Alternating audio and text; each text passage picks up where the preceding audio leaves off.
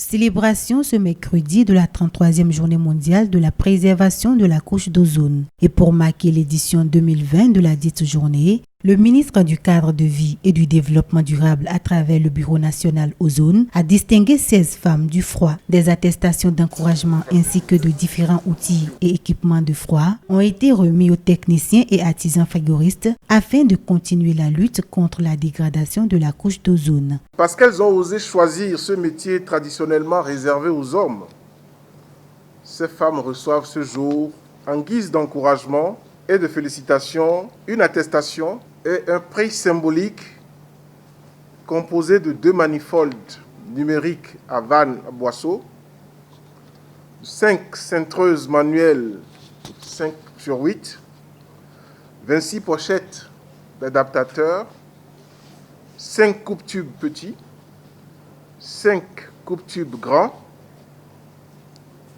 13 démontes valves et 13 aimants.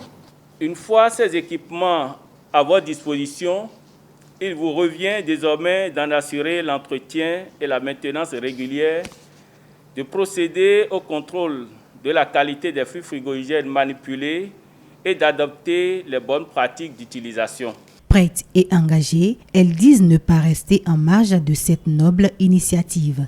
Nous ne devons plus hésiter à inciter nos filles à devenir frigoristes de quelque niveau que ce soit. Elles ne le regretteront jamais, car l'indépendance matérielle et financière est garantie. Depuis que j'ai commencé, j'ai eu des encouragements et autres. Et je trouve que c'est une bonne filière. En tant que femme, ce n'est pas trop mal. Évaluer les différentes actions menées par le Bénin depuis l'adoption de la Convention de Vienne relative à la protection de la couche d'ozone et la mise en œuvre du protocole de Montréal relatif aux substances appauvrissant la couche d'ozone.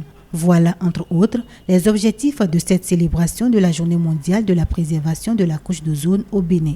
Des objectifs que le Bénin se donne les moyens d'atteindre, en témoignent les différentes actions qu'il mène chaque année.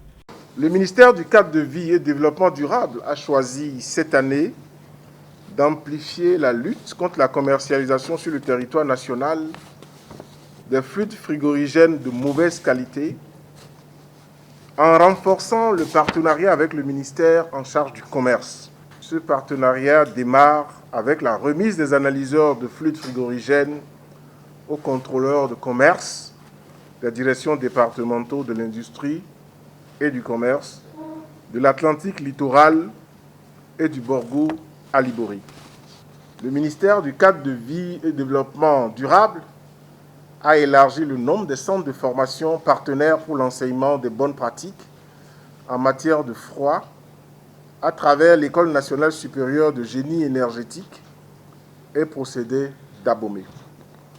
Il sera remis donc à cette école un lot d'équipements pour les travaux pratiques en froid des futurs ingénieurs.